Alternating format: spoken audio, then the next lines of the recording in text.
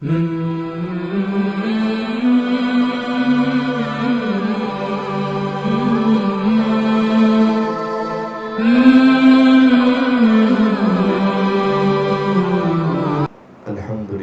رب العالمین والصلاة والسلام علی سید الانبیاء وخاتم المرسلین وعلى آلہ وصحبہ ومن تبعہم اجمعین اما بعد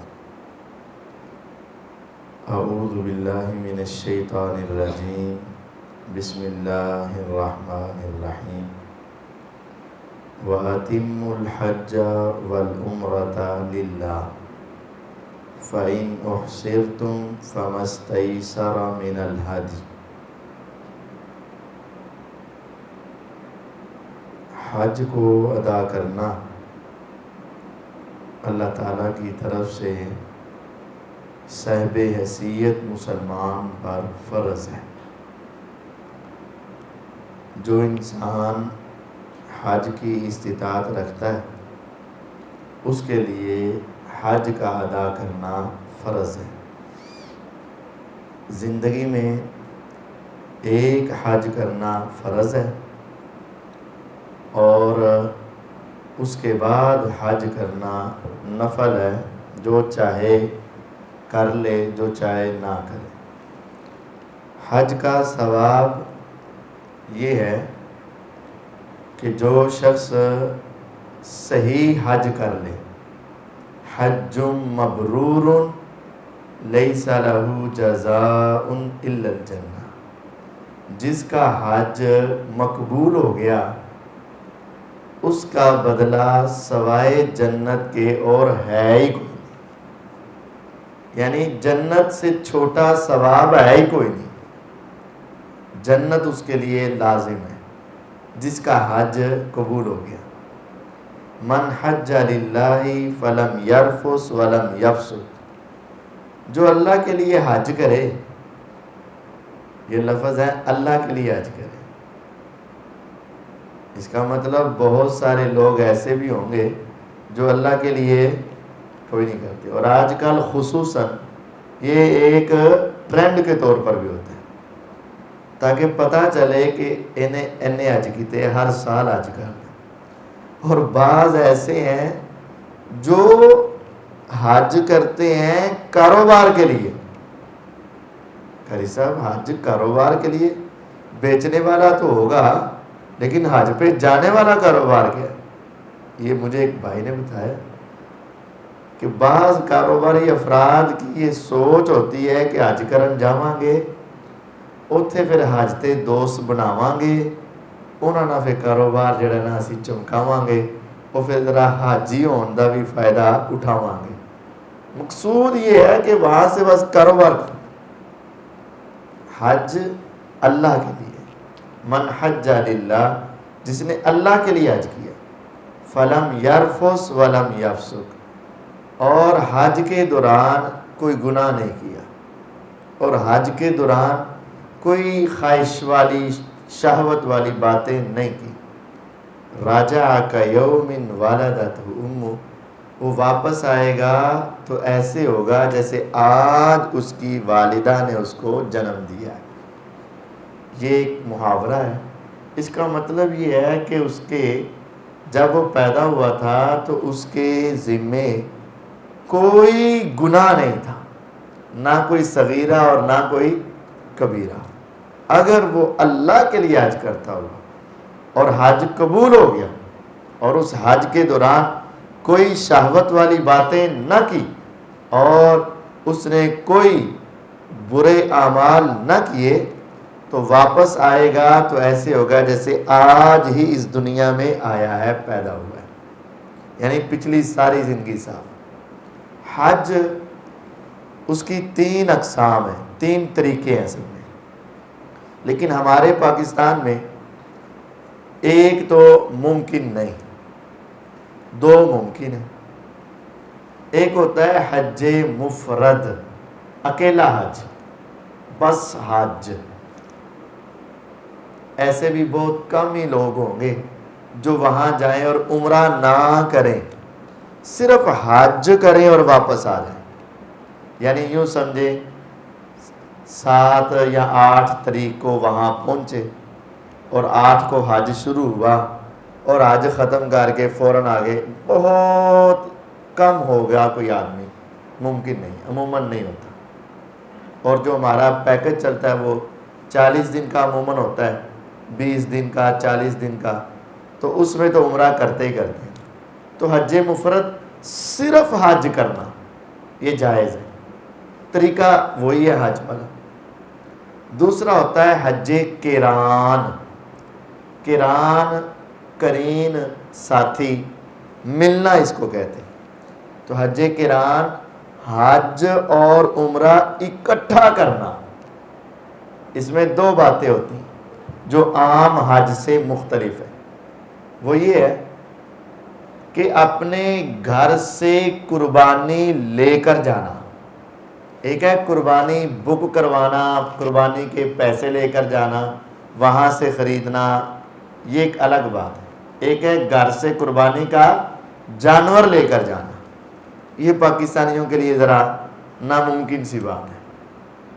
تو یہاں سے قربانی لے کر جانا اور وہاں جا کر عمرہ کرنا، عمرے کے بعد احرام نہیں کھولنا، یہ دوسرا بات۔ عمرے کے بعد احرام نہیں کھولنا، وہی احرام کی پابندیاں قائم رہیں، جب حج کے دن آئیں حج کے بعد احرام کھولنا، یعنی حج اور عمرے کا احرام ایک ہی ہو، درمیان میں اس کی پابندیاں ختم نہ ہوں اور قربانی گھر سے لے کر جائیں، تو اس کو کہتے ہیں حج قران۔ طریقہ وہی ہوگا حج کا۔ یہ حج رسول اللہ صلی اللہ علیہ وسلم نے کیا تھا، حضور نے حج کیا نا، تو آپ نے حج قران کیا تھا، آپ مدینہ سے قربانی لے کر گئے تھے۔ اور یہ بڑا مشکل ہے، ہو سکتا ہے آپ حج سے 10 دن پہلے پہنچے ہو تو عمرہ کر کے پابندیاں پھر بھی قائم ہیں، 15 دن پہلے پہنچ جائے، مہینہ پہلے پہنچ جائے یا 2 دن پہلے پہنچ جائے، کچھ بھی ممکن ہے۔ تیسرا ہے حج تمتع، جو ہمارے تقریباً سارے پاکستانی یہی کرتے ہیں اور یہ جائز ہے، بہتر ہے۔ حج تمتع کا مطلب یہ ہے کہ آپ قربانی کے پیسے تو لے کر جائیں گے، قربانی نہیں، اور آپ جائیں وہاں جا کر پہلے عمرہ کریں، عمرہ کرنے کے بعد احرام کھول دیں، سادہ لباس پہن لیں، عام زندگی گزاریں، جب حج کے دن آئیں گے تب پھر دوبارہ اپنے ہوٹل سے احرام باندھیں اور پھر اس وقت حج کے لیے چلے جائیں، یعنی عمرہ الگ اور حج الگ۔ تو یہ حج تمتع ہے۔ تمتع کا معنی ہوتا ہے فائدہ اٹھانا۔ تو اس نے وقت سے فائدہ اٹھایا، مشکلات سے فائدہ اٹھایا، کہ یہ قربانی ساتھ لے کر جاتا تو مشکل ہوتی، اس کا چارہ، اس کا پانی، اس کا کھانا اور اس کے سارے صفائی ستھرائی کا بھی خیال رکھنا، اور پھر ہر وقت اس کو اپنے ساتھ ساتھ رکھنا، اس کا دھیان رکھنا، یہ بڑا مشکل کام تھا نا۔ تو یہ اس نے فائدہ اٹھایا کہ ذرا آسانی اس کے لیے ہوگی۔ جو ہمارے پاکستانی جاتے ہیں وہ حج تمتع کرتے ہیں۔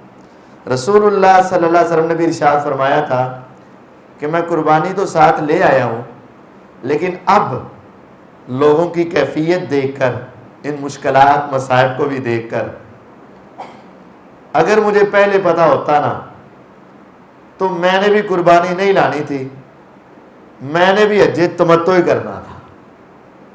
لو استقبلت من امری ما استدبرت ما سقت الحج۔ اگر مجھے پہلے اندازہ ہو جاتا نا، جو مجھے بعد میں پتا اندازہ ہو رہا ہے، تو میں نے قربانی نہیں لانی تھی، میں نے بھی حج تمتع ہی کرنا۔ اس کا مطلب ہے کہ حج تمتع بڑی اعلیٰ چیز ہے۔ اب حج تمتع کا خلاصہ آپ احباب کے سامنے رکھ دیتا ہوں۔ سب سے پہلے جب یہاں گھر سے نکلنا ہے تو ایئرپورٹ پر جا کر احرام باندھ لینا چاہیے۔ اگرچہ بعض لوگوں کا خیال ہوتا ہے جہاز میں ہی احرام باندھ لیں گے تو وہ ایک بڑی مشکل چیز ہے.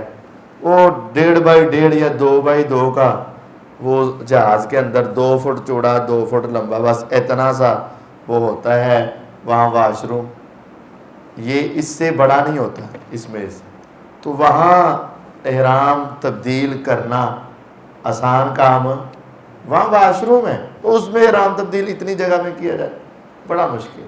اس وجہ سے ماشاءاللہ اکثر حجاج ادھر سے احرام باندھتے ادھر باندھ لینا چاہیے. آپ ایئرپورٹ پہ جائیں اور وہاں جا کر احرام باندھ لیں. احرام کی 2 چادریں ان سلی ہوں. بہتر ہے کہ سفید رنگ کی ہوں, لیکن کوئی اور بھی رنگ ہو جائے تو کوئی حرج نہیں ہے. بہتر ہے کہ سفید کلر. ایک نیچے باندھ لیں تہبند جس کو دھوتی کی طرح باندھتے ہیں, اور دوسری اوپر ایسے لپیٹ لیں جیسے سردیوں میں چادر لپیٹتے ہیں. بس یہ 2 چادریں ہیں. فقیرانہ لباس ہے, انسلا لباس ہے. 2 سفید چادروں میں ایک تو انسان کی عاجزی ہے کہ بڑے سے بڑا بادشاہ بھی ہو تو وہ بھی 2 چادریں پہنے گا, 4 نہیں 5 نہیں 3 نہیں. اور انسلی پہنے گا, مرضی کا لباس نہیں.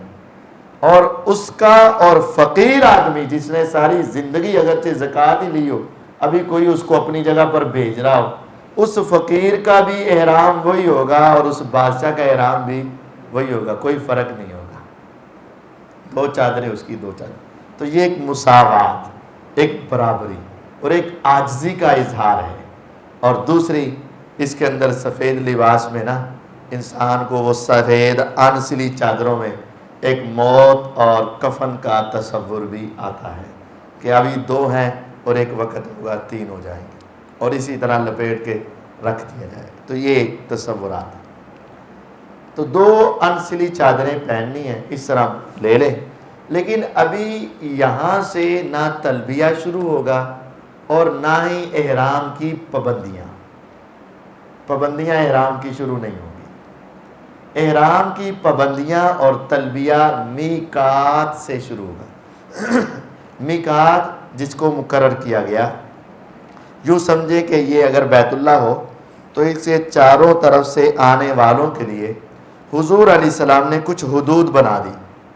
جیسے یہ جو ادھر سے آئیں گے نا تو یہاں سے وہ تلبیہ کہیں گے, احرام باندھیں گے اور اس کی پابندیاں شروع ہو جائیں.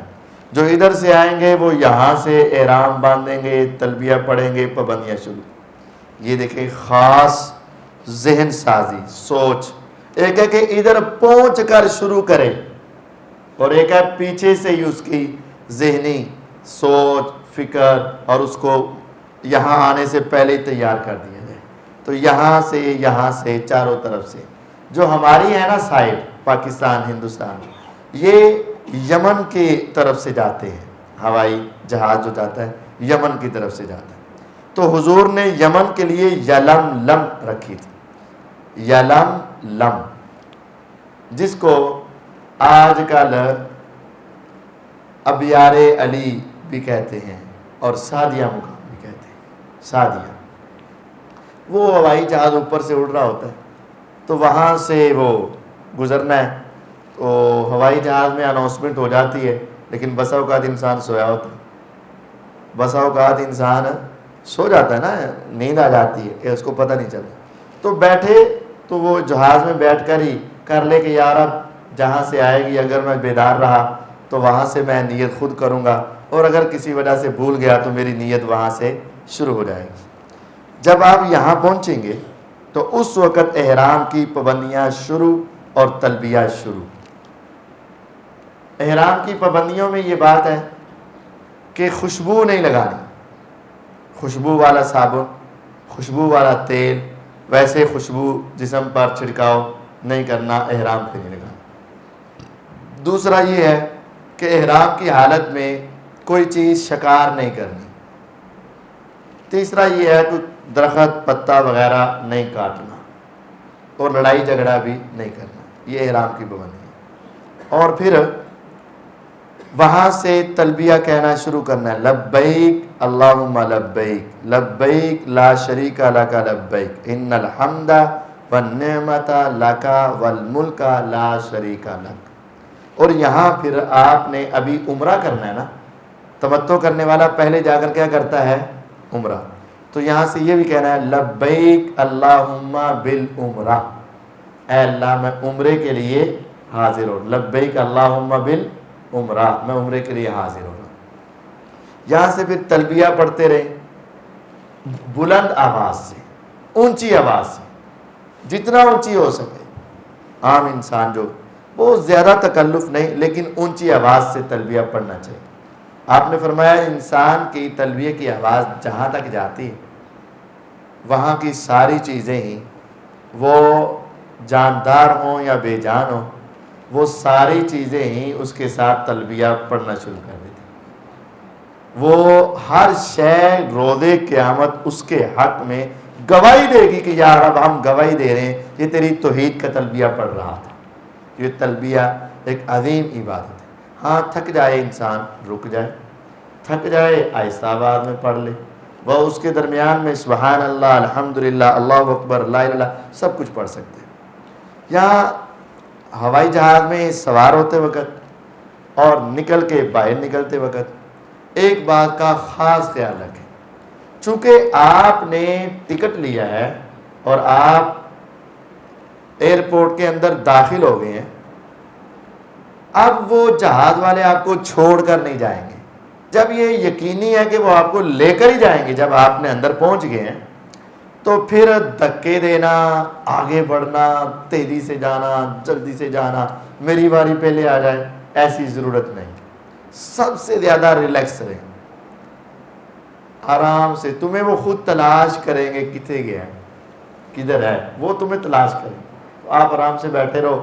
بعض ساتھی نا لائن میں کھڑے ہو جاتے ہیں، ڈیڑھ گھنٹہ لائن چلا کے تکے مار دے رہندے ہیں ایک دوسرے نو، تے جانا تے وے جہاز کٹھا ہی ہے نا، لیٹ تو نہیں ہونا نہ جلدی جانا۔ اور پھر جب اترتے ہیں نا تو دوڑ لگا دیتے ہیں۔ اترتے وقت بھی دوڑ نہیں لگانی چاہیے، سامان تو انہوں نے کٹھا ہی دینا نا تو، اور پھر آگے گاڑیوں میں اکٹھے بیٹھ کر ہی جانا، تو اس کا بڑا خیال رکھیں۔ بہت سارے دوست احرام کی حالت میں بسا اوقات اتنی لڑائی ہو جاتی ہے کہ زبان گالی تک پہنچ جاتی ہے، حرام ہے، حرام ہے۔ تو یہ بہت خیال رکھنے کی ضرورت ہے۔ صبر صبر صبر صبر، تحمل، برداشت، کچھ بھی ہو جائے برداشت۔ اس کے بعد جب آپ ایئرپورٹ سے نکلیں، آپ کو آپ کے وہاں پہنچا دیا جائے ہوٹل میں، وہاں جا کر آرام کریں۔ تھکے ہوئے ہیں آرام کریں۔ آرام کرنا بھی حضور کی سنت ہے۔ حضور علیہ السلام بیت اللہ ہے نا، اس سے تھوڑا سا پیچھے آ کر رات گزارتے اور وہاں رات سوتے۔ حالانکہ رات کو پہنچ بھی تو سکتے تھے نا، جا کے عمرہ بھی کر سکتے تھے، لیکن رات یہاں سوتے اور پھر صبح فریش ہو کر بیت اللہ میں داخل ہوتے۔ تو آپ جائیں، پہلے کوئی 2-3 گھنٹے آرام کریں، شاور لیں، نہائیں، اب فریش ہوں، اس کے بعد جائیں۔ جو جب آپ فریش ہو کر عبادت کریں گے تو اس عبادت میں زیادہ لذت اور سکون اور اطمینان ہوگا، تو فریش ہو کر وہاں جائیں، لیکن تلبیہ پڑھتے رہنا ہے۔ اگر آپ نے سونا ہے تو سوتے وقت وہاں اے سی اکثر چل رہے ہوتے ہیں اور بڑے تیز چل رہے ہوتے ہیں، تو وہ چادر اپنے سر پر نہیں لینی۔ احرام میں ایک پابندی یہ بھی ہے کہ سر ننگا رکھنا ہے، سر، اور نمازاں بھی پڑھنی ہے، سر بھی ننگا رکھنا ہے اور نمازیں بھی پڑھنی ہیں، سمجھ گئے نا؟ سر ننگا رکھنا ہے، سوتے وقت بھی سر ننگا رکھنا۔ پھر جب آپ وہاں پہنچیں بیت اللہ کے پاس، تو وہاں جا کر تلبیہ ختم، بیت اللہ کے پاس پہنچ کر طواف شروع کرنے سے پہلے تلبیہ ختم۔ بعض ہمارے دوست ہیں وہ طواف کرتے بھی تلبیہ ہی پڑھتے ہوتے ہیں، تو یہ ان کی غلطی ہے، ایسا نہیں ہونا چاہیے۔ طواف سے پہلے تلبیہ ختم۔ اب طواف یوں سمجھیں، بیت اللہ کی سمجھانے کے لیے دے رہا ہوں مثال، یہ اگر بیت اللہ ہو تو اس کے اس کونے پر حجر اسود لگا ہوا ہے۔ اس کی نشانی یہ ہے، ایک تو ہے کہ سب سے زیادہ رش اس کونے میں ہوگا، دوسرا یہ ہے کہ اس کے پاس ایک شرطہ پولیس والا کھڑا ہوگا اوپر. تیسرا یہ ہے کہ اس کونے پر جو بیت اللہ کا غلاف ہے اس سارے پر کعبے کے غلاف کے اوپر سونے کی تاروں کے ساتھ اللہ کے نام لکھے ہوئے, باقی 3 کونوں میں نہیں لکھے ہوئے, دور سے پتہ چل جائے گا. چوتھا یہ ہے کہ اس کے سامنے جو جا کر دیوار آتی نا وہ پیچھے, اس دیوار پر سبز رنگ کی لائٹیں لگی ہوئی ہیں. تو یہ 3-4 نشانیاں ہیں. یہاں سے حجر اسود سے طواف شروع ہوگا. طواف شروع کرنے سے پہلے اپنا کندھا ننگا کرنا ہے, دایاں کندھا.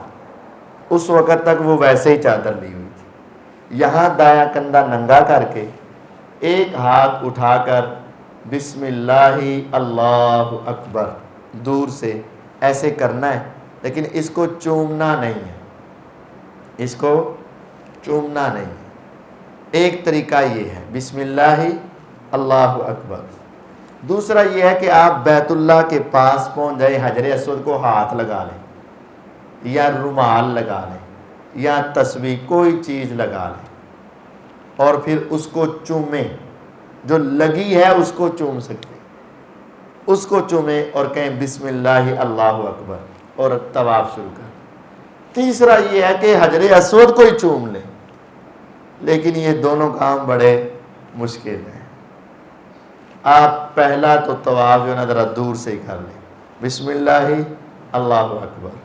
طواف شروع کرنا ہے 3 چکر ہلکی ہلکی دوڑ میں لگانے ہیں. جتنی جگہ میسر ہو, رش بھی بہت ہوتا ہے, جتنا آسانی سے ہو تو اس کو رمل کہتے ہیں. 3 چکر ذرا ہلکی ہلکی دوڑ سے لگانے. طواف کے دوران جو مرضی دعا مانگو, جس مرضی زبان میں مانگو, لیکن طواف باوضو ہو کر کرنا ہے. طواف کے لیے باوضو ہونا ضروری ہے. اگر دوران طواف وضو ٹوٹ جائے, وہاں سے ہی وضو کر کے آئیں, جتنے چکر ہو گئے ٹھیک ہے, اس سے آگے سے چکر شروع ہوگا. لیکن جس چکر کے دوران میں آپ نے چھوڑا ہے وہ دوبارہ چکر لگایا جائے گا, وہ چکر دوبارہ لگایا جائے گا. اب 7 چکر کل لگانے ہیں, جس میں پہلے 3 چکر ذرا دوڑ کر جس کو رمل کہتے ہیں, اور 4 چکر آرام سے.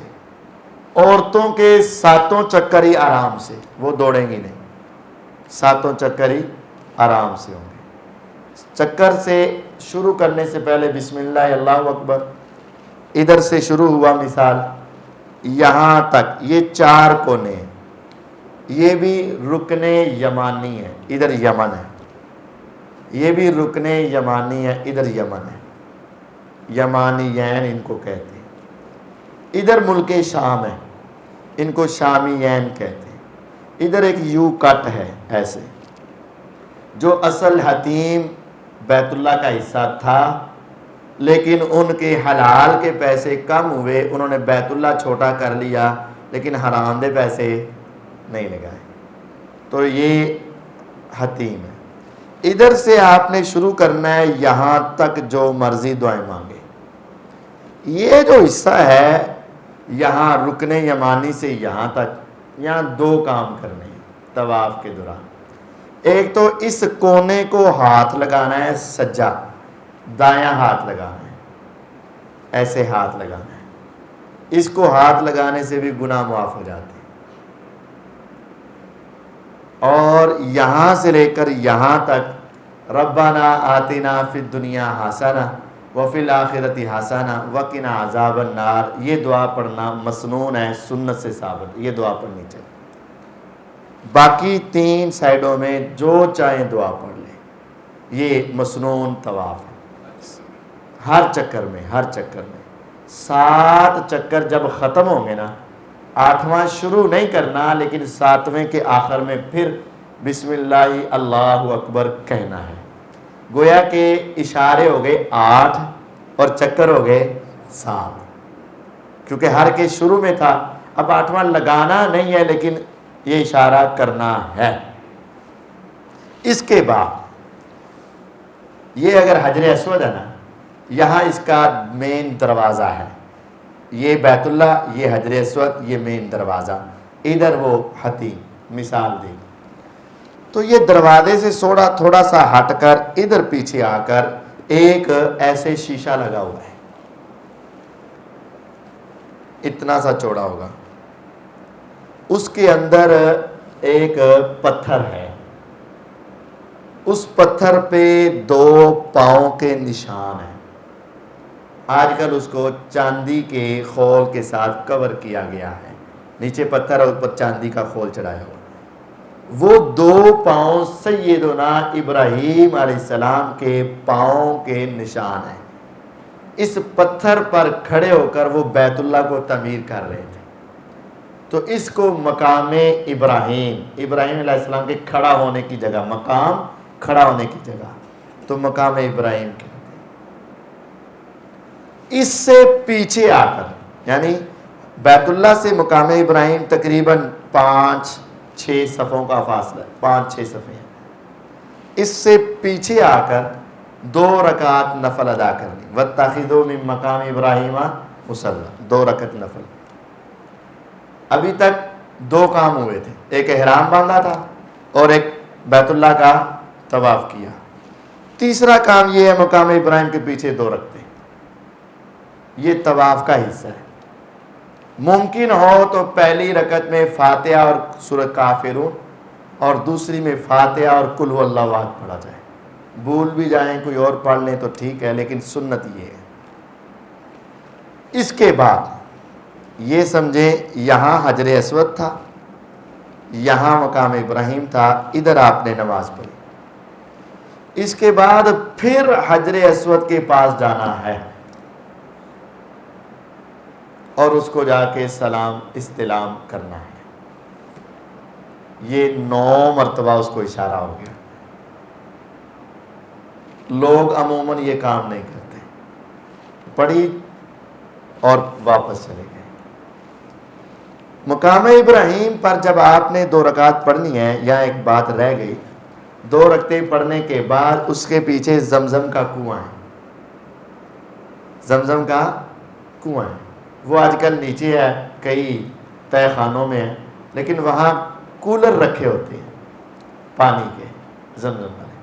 حضور نے مقام ابراہیم کے اوپر نماز پڑھنے کے بعد وہ پانی پیا بھی اور اپنے اوپر بھی ڈالا، تو یہ دونوں کام مسنون ہے، پینا بھی اور تھوڑا سا اپنے اوپر ڈالنا، گرمی بہت ہوتی ہے۔ پھر اس کے بعد آ کر بیت اللہ حجر اسود کو آپ نے سلام کرنا ہے، یہ درمیان سے رہ گیا تھا۔ جب سلام کرنا ہے تو پھر ادھر سے نکل کر پیچھے صفا ہے پہاڑی، ادھر جانا ہے، یعنی یہ مقام یہ بیت اللہ ہے، حجر اسود ہے، ادھر سے سیدھے پیچھے یہاں آ کر یہ صفا ہے اور یہ مروہ ہے، ادھر آپ نے آ جانا ہے، صفا پہ چڑھنا ہے۔ چڑھیں گے تو آپ کی کمر بیت اللہ کی طرف ہو جائے گی، جب اوپر چڑھیں گے تو چہرہ موڑ کر بیت اللہ کو دیکھنا ہے۔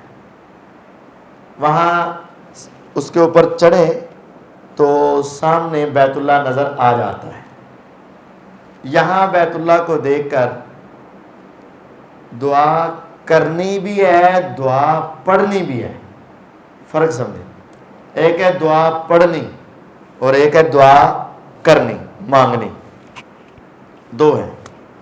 ایک تو اس کو دیکھ کر ہاتھ کھڑے نہیں کرنے، صرف ہاتھ نیچے ہو کر، تو آپ نے اللہ اکبر اللہ اکبر اللہ اکبر 3 مرتبہ کہنا ہے۔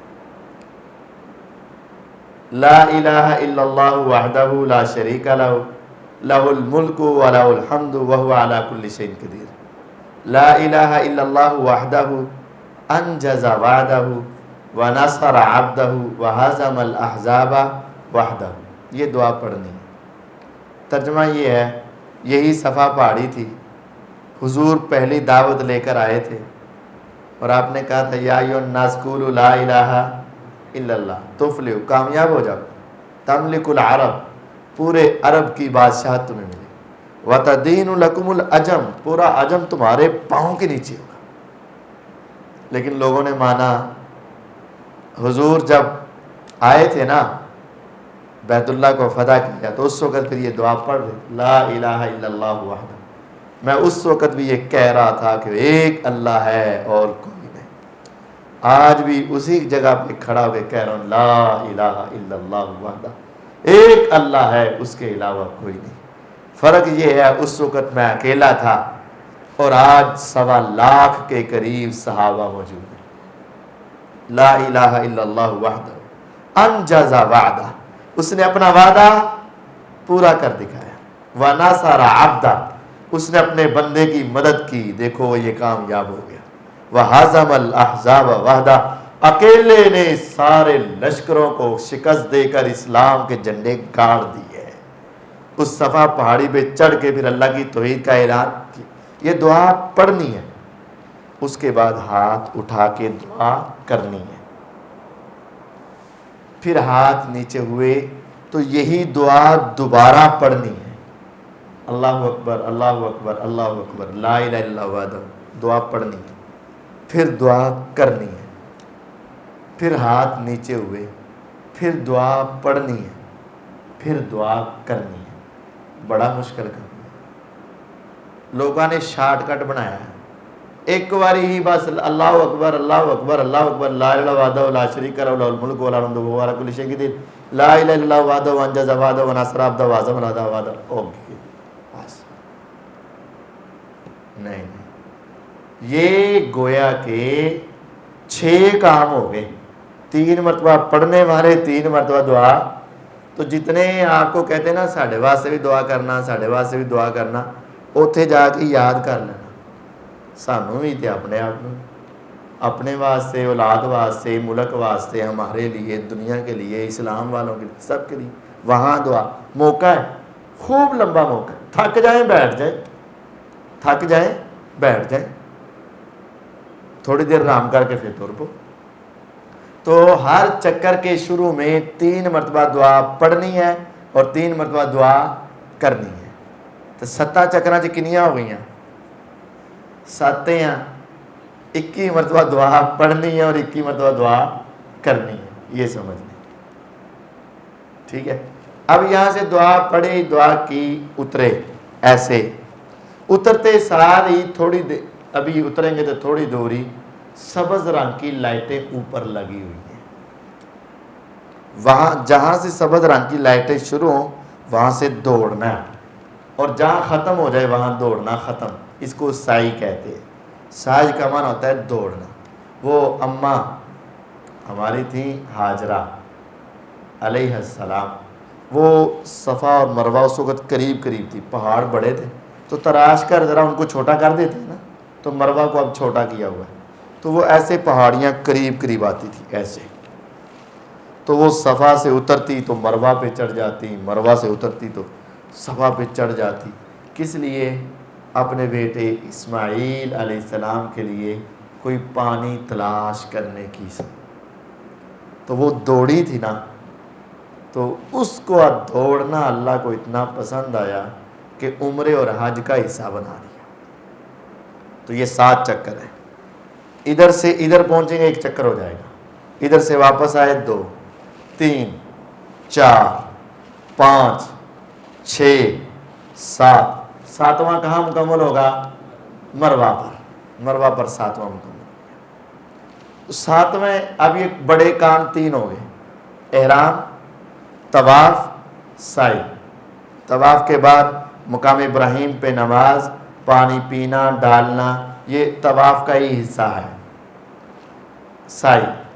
4تھا کام ہے عمرے کا بال منڈوانا یا بال کٹوانا. بال منڈوانا یا بال کٹوانا، یہ 4تھا کام ہے.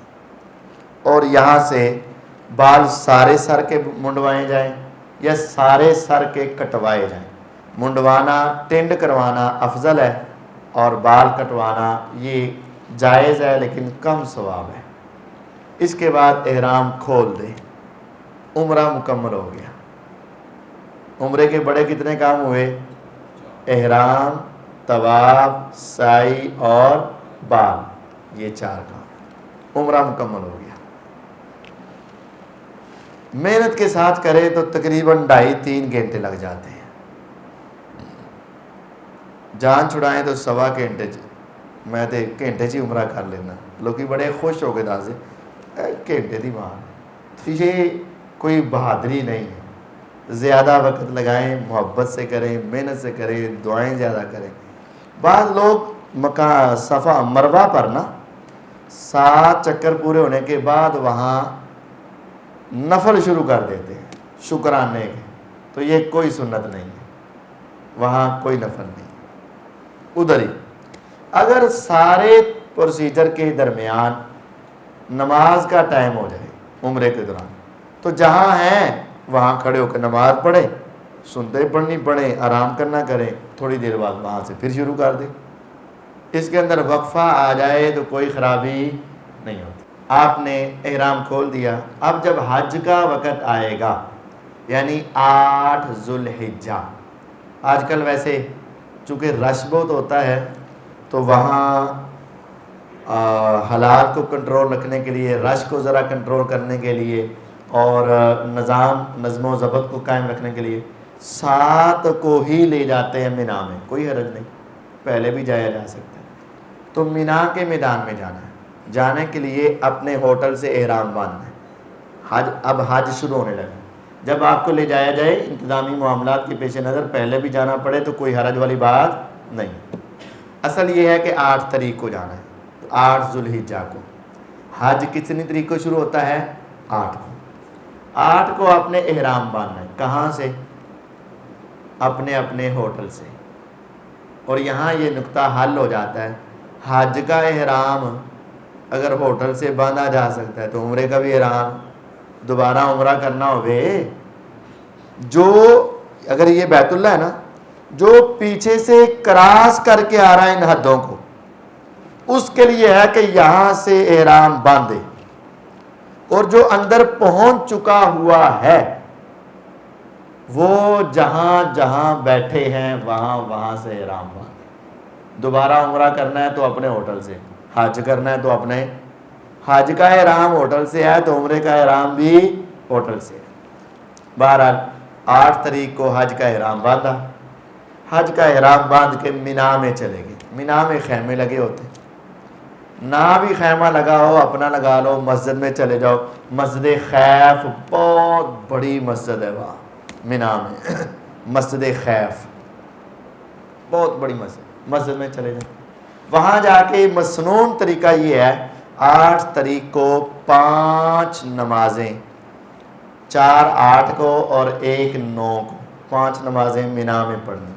ظہر, عصر, مغرب, عشاء اور اگلے دن کی فجر مینا میں پڑھنی ہے. بس مینا میں جا کے نمازیں پڑھنی ہیں, اذکار کرنے ہیں, تلبیہ پڑھتے رہنا. احرام باندھا تھا نا, تلبیہ شروع ہو گیا حج والوں کا.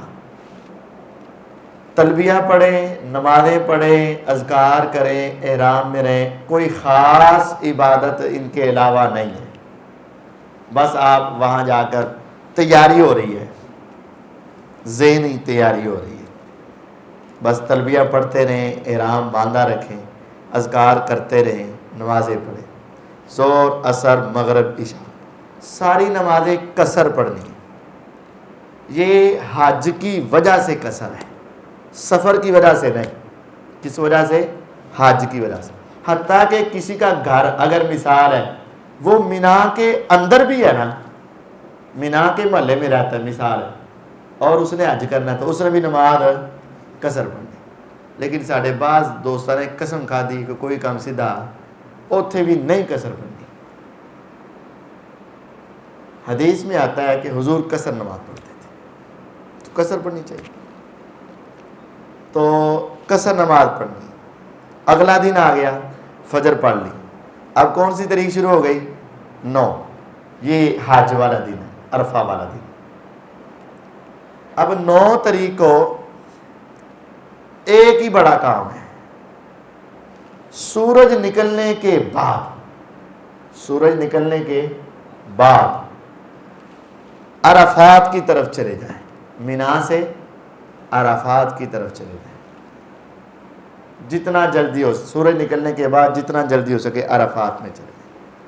عرفات میں جہاں جگہ ملے اگر مسجد نامیرا، وہاں نمرا کہتے ہیں، نامیرا مسجد ہے، مسجد میں جگہ مل جائے تو بہتر ہے، نہ بھی ملے تو جہاں جگہ ملے بیٹھ کر خطبہ حج سننا ہے۔ کوئی بھی دن ہو، جمعہ کا دن ہے یا غیر جمعہ کا دن ہے، خطبہ حج ہونا ہے، حج کا خطبہ سننا ہے۔ حج کا خطبہ جس نے سن لیا اس نے حج کر لیا۔ بسا اوقات ہو سکتا ہے کوئی بندہ بیمار ہو یا کسی وجہ سے لیٹ ہو گیا، مینا میں نہیں پہنچا، مینا میں نہیں پہنچ پایا، یہاں سے حج کرنے گیا تھا، ہسپتال میں چلا گیا، 9 کو ڈائریکٹ عرفات میں آ گیا، خطبہ سن لیا، اس کا حج ہو گیا۔ جس نے حج کا خطبہ سن لیا نا اس کا حج ہو گیا۔ پچھلے کام مسنون ہے، ہو جائیں تو ٹھیک ہے، کسی وجہ سے رہ گئے مجبوری کی وجہ سے تو کوئی حرج نہیں، حج ہو جائے گا۔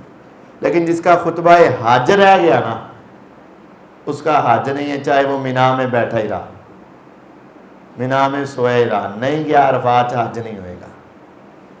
حج عرفات میں، عرفات میں حج کا خطبہ سننا ہے۔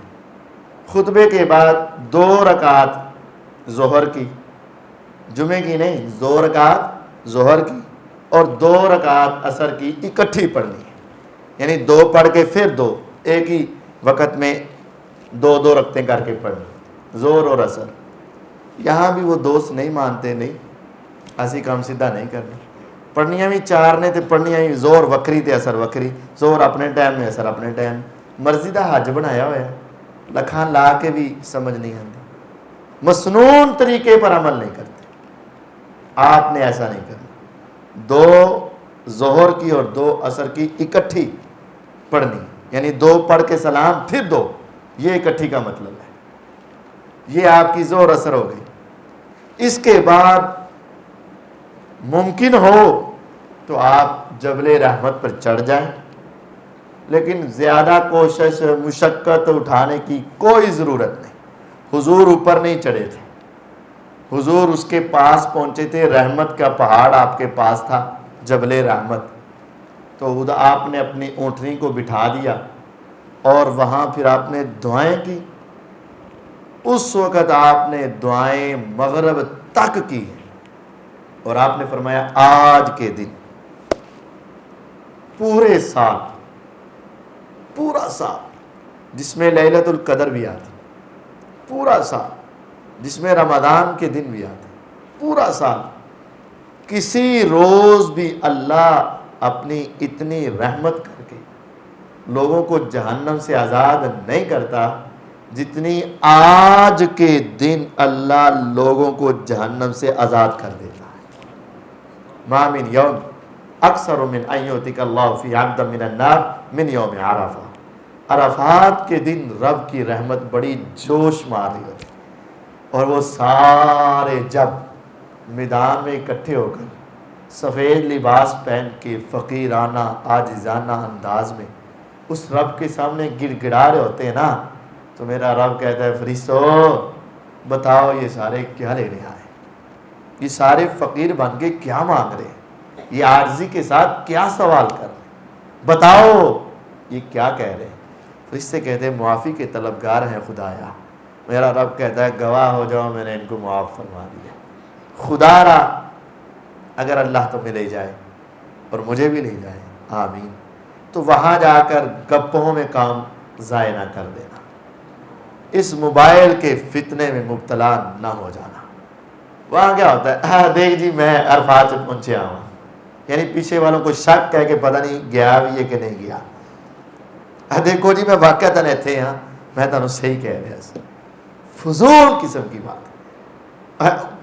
موبائل پھڑی ذرا میں، ہاں ہن میری تصویر لا، میں دعا مانگن دیا، انا للہ و انا الیہ۔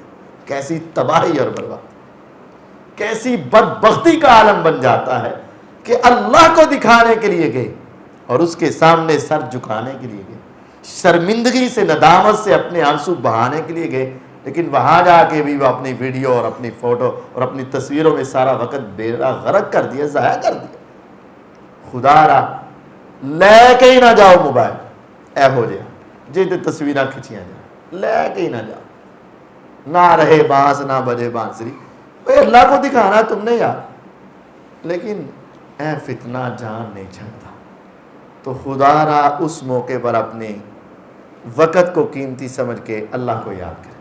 اور اس دن کی سب سے بہترین دعا لا الہ الا اللہ وحدہ لا شریک لہ لہ الملک و لہ الحمد وہو علی کل شیء قدیر. جبل رحمت کو جبل رحمت اور عرفات کو عرفات علماء نے لکھا ہے کہ اس وجہ سے کہتے ہیں. عرفات تعارف سے ہے، اس کے اندر اما حوا اور باب آدم علیہ السلام کا آپس میں تعارف ہوا تھا. یعنی وہ جنت سے زمین پہ آئے تھے نا، تو ان کی یہاں ملاقات ہوئی تھی، آ کر ملاقات.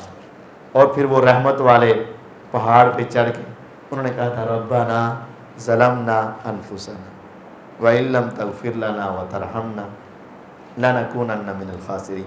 اس وجہ سے اس کو عرفات کہتے ہیں تعارف سے، اور اس پہاڑ کو جبل رحمت کہتے ہیں کہ اللہ کی رحمتیں ان کے اوپر برسی. مغرب کی اذانیں ہو جائیں اس وقت تک دعائیں مانگنی. اذان ہو چکی ہے لیکن نماز نہیں پڑھنی. غور کیجیے گا، اذان ہو چکی ہے، نماز یہاں نہیں پڑھنی. قاری صاحب میں تو ہوں ہلے دعاواں منگیاں، اللہ نہ معافیاں منگیاں، پکے وعدے کیتے ہیں کہ اللہ جڑیاں چھڑدیاں معاف کر دے، ہوں میں چھڈاں گا نہیں تو میں ہوں پہلی نماز ہی نہ پڑھا. نہیں پڑھنی، یہاں نہیں پڑھنی. سنت ہے کہ عرفات کے میدان میں غروب شمس ہونا چاہیے، لیکن نماز ایتھے نہیں پڑھنی. جہاں شریعت چلائے چلائیں گے، جہاں روکے رکیں گے. کہا ایتھے نماز نہیں، کیا نہیں، اپنی مرضی نہیں. وہ 250 تھے پڑھ لیتے ہیں، غلط ہے. یہاں سے پھر واپس مینا کی طرف نکلے نا، تو تھوڑا سا ہی واپس نکلیں تو درمیان میں مزدلفہ، کیا مزدلفہ مقام ہے. اس کو دوسرا نام ہے جمع بھی کہتے ہیں، مزدلفہ بھی کہتے ہیں. یہاں آ کر آپ نے یوں سمجھے اے مناسی، سمجھان واسطے اے مناسی، ایتھوں نکل کے عرفات آئے، ایتھے خطبہ حج سنیا، اس کے بعد دعائیں مانگی، واپس مینا کی طرف نکلے تو یہ مزدلفہ ہے مقام. یعنی مینا کے بالکل یہ عرفات کے قریب یہ مزدلفہ مقام ہے. یہاں ٹھہرنا ہے. یہاں مغرب اور عشاء اکٹھی پڑھنی. اکٹھی کا مطلب 3 رکعتیں مغرب کی، 2 رکعتیں عشاء کی، یعنی قصر. اور اس کے بعد سو جانا ہے. آج کی رات تہجد نہ پڑھنا سنت ہے. قاری صاحب ہونتے ہلے میں نیک ہونے لگا سی. بھئی نیک ہونا یہ ہے جو شریعت نے بتایا ہے. آج کی رات تہجد نہ پڑھنا سنت ہے. سو جاؤ، کیونکہ کل دی تیاری کرنی، کل بڑے کام کرنے ہیں. رات یہاں سو جائیں، مزدلفہ میں جہاں جگہ ملے سو گئے. صبح فجر بھی مزدلفہ میں پڑھنی ہے. اب یہ 8 کو مینا میں تھے، 9 کو عرفات میں آئے. اب فجر آ گئی تو دن کون سا ہو گیا؟ 10 تاریخ ہو گئی، 10 ہو گئی. حج والا عید والا دن، 10 ذوالحجہ عید والا دن. فجر کی نماز پڑھی تے وہ پوچھے گا عید کی نماز کتنے ہونی ہے؟ حاجی عید کی نماز نہیں پڑھے گا. قاری صاحب جی میں باقی تے پاویں پہلا کدی پڑھیاں نہیں پڑھیاں، عید دی کدی نہیں سی چھڈی، تسی وہ بھی چھڑاتی ہے. بھئی شریعت یہ ہے، سنت یہ ہے کہ اپنی مرضی نہیں، اپنی عقل نہیں. سنت یہ ہے کہ حاجی عید کی نماز نہیں پڑھے گا، باقی سارے مسلمان پڑھیں گے. حاجی نے عید کی نماز نہیں پڑھنی. اب حاجی کیا کرے گا؟ فجر کی نماز پڑھی، تھوڑا سا دن چڑھا، سورج نہیں نکلیا. ادھر سے جب نکلے تھے مینا سے، سورج نکلنے کے بعد گئے تھے. لیکن یہاں سے دن ذرا چڑھ جائے لیکن سورج نہ چڑھے ابھی، تو یہاں سے نکل کر تھوڑا سا آگے آنا ہے. یہاں جگہ ہے مشعر حرام، یعنی یہاں سے تھوڑا سا آگے آنا ہے. تو کون سی جگہ ہے؟ مشعر حرام. یہاں ایک پہاڑ ہے سے بے یہ رے سبیر، وہاں کھڑے ہو کر دعا مانگنی ہے، وہاں کھڑے ہو کر دعا مانگنی ہے، دعا مانگ کے پھر آپ نے واپس مینا میں آ جانا ہے۔ تاریخ کون سی ہے؟ 10۔ مینا میں پہنچ گئے، اب مینا میں 4 کام کر، آج کے دن 4 کام کرنے ہیں، بڑے کام 4 ہیں، بڑے کام 4 ہیں۔ اس کو ہم نے نا یاد رکھوانے کے لیے اس کا ایک مجموعہ بنایا ہے، رکحت، قحط ہوتا نا قحط، اس کے شروع میں رے لگا لے تو کیا بن جائے گا؟ رکحت، رے قحط کہہ لو، رکحت، رے رمی کینکریاں مارنی ہے 1 کم، کاف قربانی 2 کم، ہے حلق ٹینڈ 3 کم، تے توئیں طواف اے 4 کم نے، رے قحط یا رکحت 4 کام کرنے۔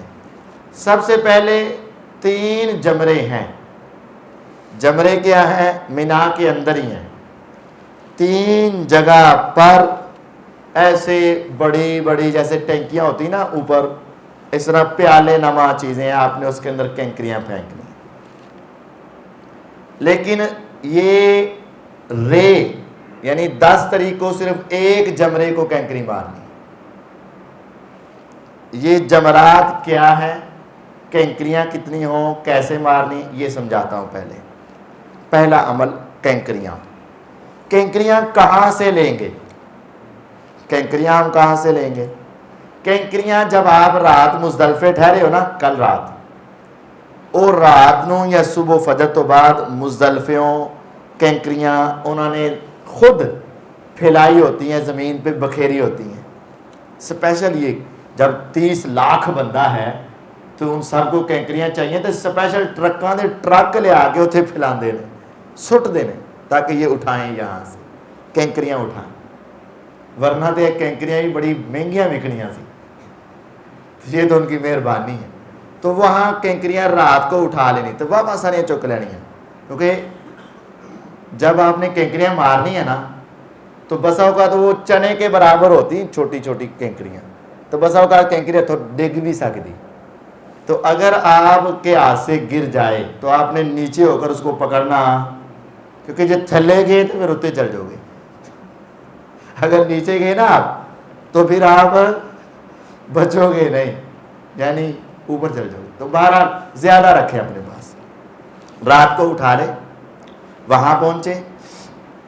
کہتے ہیں جمرات یہ ہے، ابراہیم علیہ السلام کو نا اللہ تعالیٰ نے خواب میں دکھایا کہ اپنے بیٹے کو ذبح کر لیں، تو وہ اپنے بیٹے اسماعیل علیہ السلام کو لے کر گئے، تو شیطان علیہ اللعنہ پیچھے آ گیا، وہ ابراہیم بھلا کوئی خواب کی وجہ سے بھی اپنے بیٹے کو ذبح کرتا ہے یار، تو کس بات میں لگا ہوا ہے؟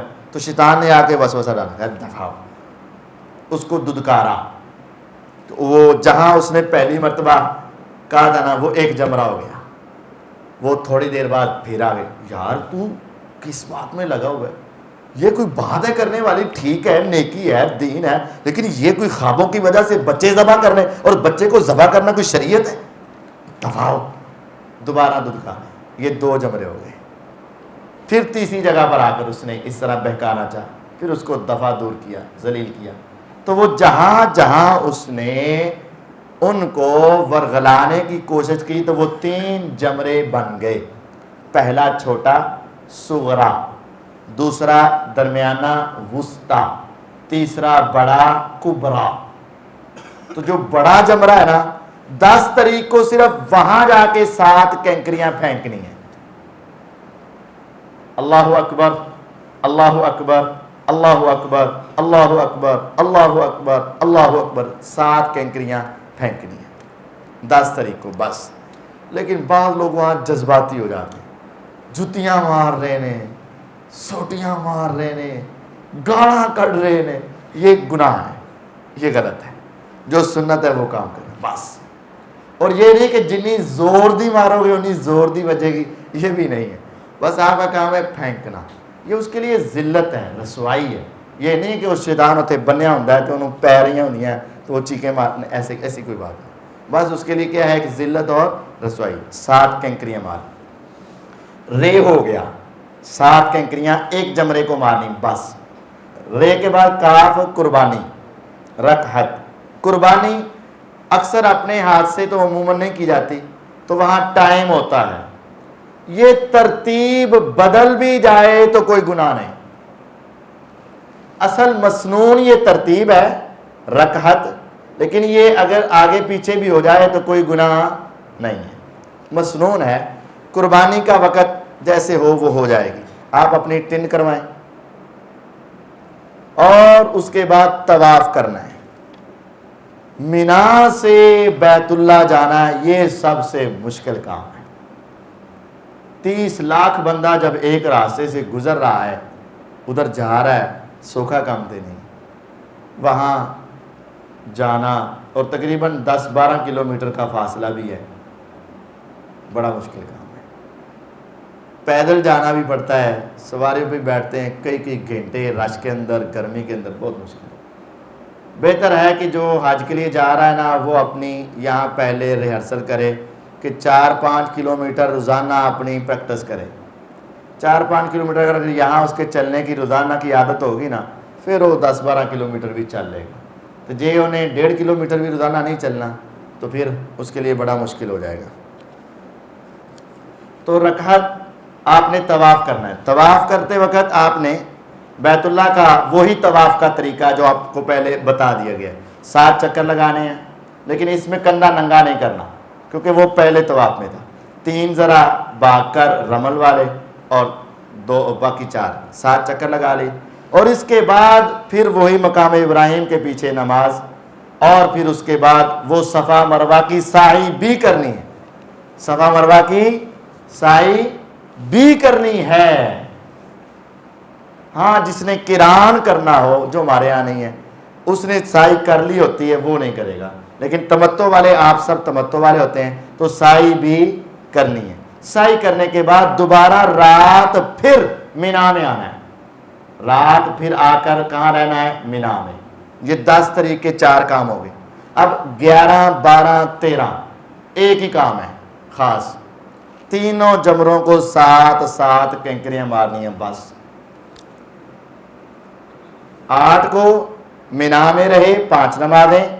صبح کو عرفات میں آگے خطبہ حج ظہر اثر اکٹھی، بعد میں دعا، اور اس کے بعد مغرب کی نماز یہاں نہیں پڑھنی.